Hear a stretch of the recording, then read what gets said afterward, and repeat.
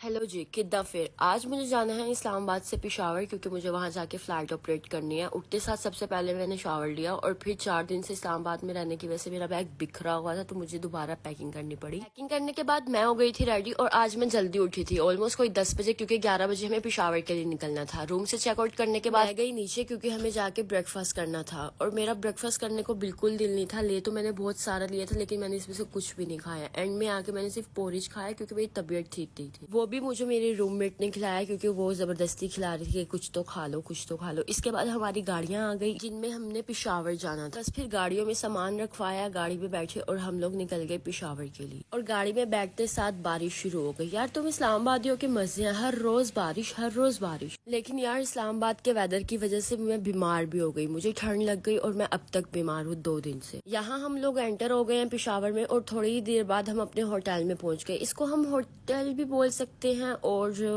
Guest house भी बोल सकते हैं, ये बल्कि गेस्ट हाउस ज्यादा लगता है। मुझे लिटरली पेशावर आना बहुत पसंद है क्योंकि यहाँ के लोग इतने हॉस्पिटेबल है, इतना ख्याल रखते हैं, इतनी इज्जत देते हैं। गेस्ट हाउस में एंटर होने के बाद हम गए रिसेप्शन पे, वहाँ पे अपने अपने रूम्स की कीज ली और फिर हम निकल गए अपने रूम्स की तरफ। और जो लोग मुझे कहते हैं कि मेरी आवाज बहुत अच्छी है, वो लोग आज मेरी आवाज सुन के मुझे अनफॉलो नहीं करना क्योंकि गला खराब होने की वजह से थोड़ी मर्दाना आवाज हो रही है। फिर जी हम आ गए अपने रूम में। रूम में आते साथ मेरी आदत है सबसे पहले तो जाके हर रूम की कबर्ड चेक करना। अगर आपने मेरी पुरानी वीडियोस देखी होंगी तो आपको पता होगा मैं जब भी किसी होटल में चेक इन करती हूँ मैं सबसे पहले कबर्ड देखती हूँ क्योंकि मुझे डर लगता है कि शायद अंदर पहले से कोई बैठा हुआ होगा। ये जी टाइम देख लो, हम 11:30 बजे निकले थे और 2 बजे पेशावर पहुंचे। और यहाँ मैं छुट्टियां करवा रही हूँ क्योंकि कटिंग करवाने के बाद मेरे बाल हर वक्त बिखरे रहते हैं, क्लचर में भी पूरे नहीं आते। और अब हमें जाना है सस्ता बाजार क्योंकि हमें वहाँ से कुछ शॉपिंग करनी है और पेशावर में चीजें बहुत सस्ती मिलती है। यहाँ हमने अपनी तीसरी दोस्त को लिया और रिक्शा करा के हम पहुंच गए सस्ता बाजार। रिक्शे से उतरते साथ सबसे पहले हम सबने यूज किया ATM क्योंकि सबको कैश निकलवाना था, सबको शॉपिंग करनी थी। मुझे चाहिए था एक ट्रॉली बैग क्योंकि एक बैग में मेरा सामान पूरा नहीं आता, तो मुझे एक और बैग चाहिए था। बाजार में एंटर होते साथ ही हमारी सबसे पहली नजर बैग वाली शॉप पे पड़ी। हम अंदर गए, भाई को कहा बैग दिखाओ, लेकिन ये थोड़ा डिफेक्टिव था। फिर हमने उन्हें बोला कि हमें कोई दूसरे वाले बैग्स दिखाओ। और यहाँ पे एक क्यूट सा गंजू सा बच्चा घूमता जा रहा था और इतना चालाक था, दूसरे बच्चे को उठा के खुद बैठ गया। इतना डोमिनेंट बच्चा था ये।